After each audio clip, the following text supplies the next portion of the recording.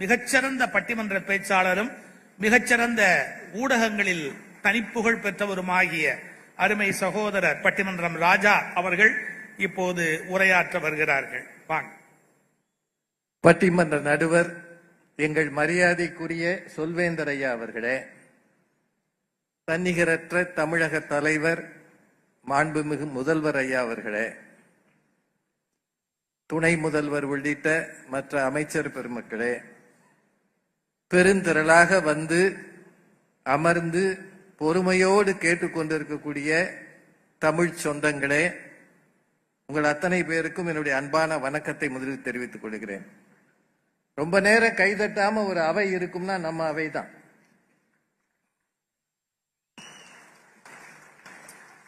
தட்டிட்டா அவங்க இன்னும் சிறப்பா பேச மாட்டாங்க. அப்படி இல்ல, கரக்கிற வரைக்கும் கரப்போம். தட்டிட்டா இன்னும் பேசிட்டு வாங்க, நேரத்துக்கு முடிக்க முடியாதுன்றதுனால முதல்வர் இவ்வளவு நேரம் அமர்ந்தியா உட்கார்ந்து கேட்டுக்கிட்டு இருக்கிறார்ன்றதே பெரிய சந்தோஷம்.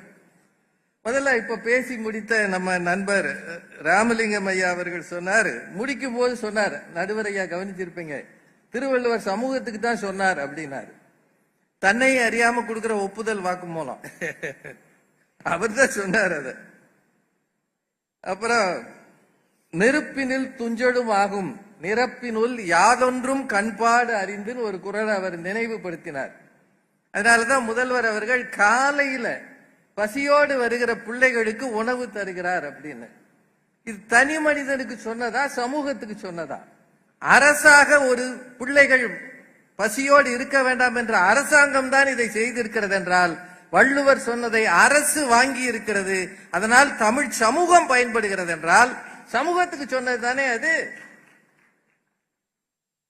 அப்புறம் சொன்னார், 2000 ஆண்டுகளாக தமிழ் சமூகம் கெட்டு போகாமல் இருக்கிறது. அப்படின்னா அதுவே சமூகம் பெற்றதுதான் அது. சார், இவ்வளவு பெரிய சிலையை இங்க வச்சிருக்கிறோமே, இங்க வருகிறவர்கள் தமிழர்கள் மட்டுமா வருகிறார்கள்? வேறு மாநிலத்தவர் வருகிறார்கள், வேறு நாட்டவர் வருகிறார்கள். வருகிற அத்தனை பேருக்கும் இவர் யார் என்று அடையாளம் காட்டுவதற்காக முத்தமிழ் அறிஞர் கலைஞர் அதை நிறுவி இருக்கிறார் என்றால், மொழி கடந்து இனங்கடந்து எங்கோ போகிறது தமிழ். வள்ளுவம் என்றால் இது சமூகத்துக்கு நன்மை செய்ய வேண்டும் என்பதற்காகத்தான். அதனாலதான் திருக்குறளை உலக பொதுமறைன்னு சொன்னாங்க, தனி மனிதருக்கான அல்ல. உத்தர வேதம் நாங்கள் ஏகப்பட்ட உரைகள் வந்திருக்கு. கலைஞர் அவர்கள் திருக்குறளுக்கு உரையும் எழுதியிருக்கிறார், குறளோவையும் எழுதியிருக்கிறார். அதைத்தான் இந்த மேடையில வாங்கி இருக்கிறோம். இத்தனை பெரிய ராஜாராமையா ஒரு விஷயம் சொன்னார். வந்த உடனே ஒரு இளைஞன் வந்து அந்த மேடையில இருந்தாரா, எண்ணிய எண்ணியாங்கு எய்து பண்ற குறளை கலைஞர் அவர்கள் சொன்னார் அப்படின்னு. அது கலைஞர் அவர்களின் பெருந்தன்மை. இறைமாட்சியில ஒரு குறள் உண்டு, காட்சிக்கு எளியன் கடுஞ்சொல்லன் அல்லனேல் மீக்கூறும் மன்னன் நிலம். ஒரு அரசன் காட்சிக்கு எளியவனாக கடும் சொற்கள் சொல்லாதவனாக இருந்தால் அவனால் அந்த சமூகம் முன்னேறும், நாடு முன்னேறும். இதற்கு இலக்கணமாக வாழ்ந்த தலைவர் கலைஞர் அவர்களால் தான் எங்கோ நிற்கிற இளைஞனை அழைத்து அவன் சிந்தனைக்கும் ஒரு குரலை தர முடிந்தது என்றால் இதுதான் சமூகம் செய்த சாதனை. அது சொன்னா அப்புறம் NSK அவர்கள் நடிப்பு அந்த கதையை சொன்னார் ராஜாராமையா. அவர் வந்து தெரிஞ்சுக்கிட்டே கொடுத்தாருன்னு. இரவு இரவச்சம்னு 2 அதிகாரம் இருக்கு திருக்குறள்ல. ஒன்று, எல்லாருமே அந்த குறளை சொன்னாங்க, இறந்தும் உயிர் வாழ்தல் வேண்டின் பறந்து கெடுக உலகியற்றியான்னு. ஆனா பிச்சை எடுக்கிறது கூட நல்லதுன்னு திருவள்ளுவர் ஒரு குறள் சொல்லியிருக்கிறார். இரத்தலும் ஈதலே போலும் கரத்தல் கனவிலும் தேற்றாதார் மாத்து.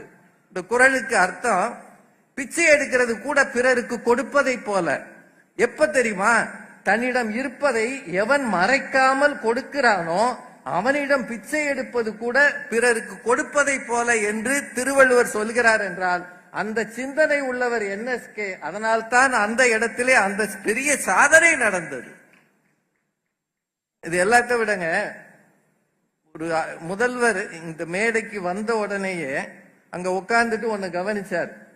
இங்க நின்னு பேசும்போது சுகிசிவா ஐயா பேசும்போது முகம் தெரியல. அதனால அங்க இருந்த ஒருத்தரை அழைத்து இங்க இருந்த பூக்களை எல்லாம் அகற்ற சொன்னார்.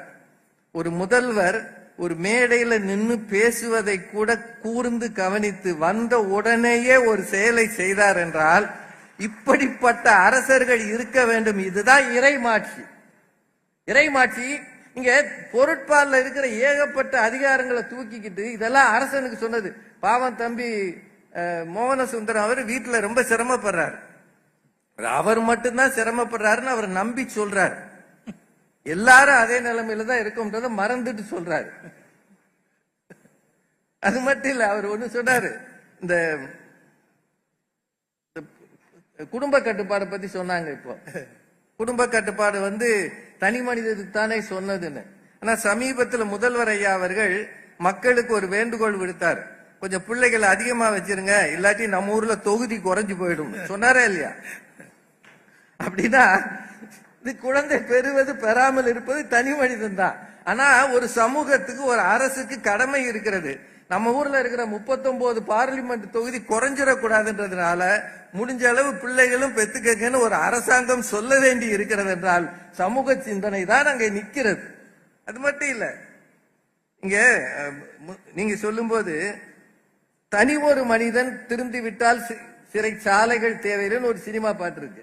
அந்த பாட்டை நீங்க கவனிச்சு பாத்தீங்கன்னா ஏற்கனவே திருவள்ளுவர் சொல்லியிருக்கிறார், இழைதாக முள்மரம் கொள்க களையுனர் கை கொல்லும் காழ்த்த இடத்து. இது அரசனுக்கு சொன்னது. சில தவறுகள் சிறிதாக இருக்கும். புலவர்கள் தனி மனிதனை பாடி பெருமைப்படுத்திய காலத்துல தனி மனிதரை பாடாமல் மன்னரை பாடாமல் ஒரு புலவர் பாடி இருக்கிறார் என்றால் அவர்தான் திருவள்ளுவர். தனி மனிதனை பாடல, சமூகத்துக்காக பாடினார். அவர் போர் மாட்சி பகை மாட்சி பாடினார், பகைத்திறம் தெரிதல் பாடினார். ஆனா போர பெருமைப்படுத்தல. இந்த சமூகத்தை எப்படி வழிநடத்த வேண்டும் என்பதற்காக சொன்னார். ஒரு குறள் ஞாபகம் வச்சுங்க, இருமண பெண்டிரும் கள்ளும் கவரும் திருநீக்கப்பட்ட அனிபம். இருமண பெண்டிர் கல் கவரு, கவருனா சூது. இது தனி மனித விருப்பம். இந்த விருப்பத்துக்கு எதிராக திருவள்ளுவர் சொல்கிறார், வரைவின் மகரில் சொல்றார். இது மூணும் யார் செய்யக்கூடாதுன்னா, எவன் செல்வம் வேண்டாம் என்று நினைக்கிறானோ அவன் செய்யட்டும், செல்வம் வேண்டும் என்று நினைக்கிறவன் செய்யக்கூடாது என்று திருவள்ளுவர் சொல்கிறார் என்றால் இது மூன்றும் இல்லாத சமூகத்தை அவர் உருவாக்க நினைக்கிறார். இதுதான் சமூகத்துக்கானது. இது மட்டும் இல்ல, அதாவது மிக குறைந்த நேரத்துல ஒரு பட்டிமன்றம் நடந்ததுன்னா அது நம்ம பட்டிமன்றம். ஒரு விஷயங்க, உழவு என்கிற ஒரு அதிகாரத்தை அந்த காலத்துல அவ்வளவு பெருமையாக வள்ளுவர் பேசுகிறார். சுழன்றும் ஏற்பின்னது உலகம், அதனால் உழந்தும் உழவே தலை. அத்தனை பேரை போய் உழவு செய்யுங்கன்னு சொல்லல. ஆனா இந்த சமூகம் முக்கியமானது என்றால் உழவுதான் முக்கியம் என்று மிக மிக முந்திய காலத்துல உழுவார் உலகத்திற்கு ஆணி என்று சொல்கிறார் என்றால் இந்த சமூகத்தில் 1000 தொழில்கள் இருந்தாலும் உலகம்தான் உழவுதான் முக்கியம் என்று சொல்லியிருக்கிறார். இன்னும் ஒரே ஒரு செய்தி சொல்லிடுறேன். சில கேள்விகள் தனி மனிதனுக்கா சமூகத்துக்கான்ற ஒரு வினா வரும். இப்போ ஒரு குறள் சொல்றார், அவ்விய நெஞ்சத்தான் ஆக்கமும் செவ்வியான் கேடும் நினைக்கப்படும். இந்த நினைக்கப்படும்ன்றது யாருக்கு சொன்னது? சமூகம் தான். சமூகம் யோசிக்கணும். அவ்விய நெஞ்சம்னா தவறு செய்கிறவன் வளர்கிறான், முன்னேறுகிறான்.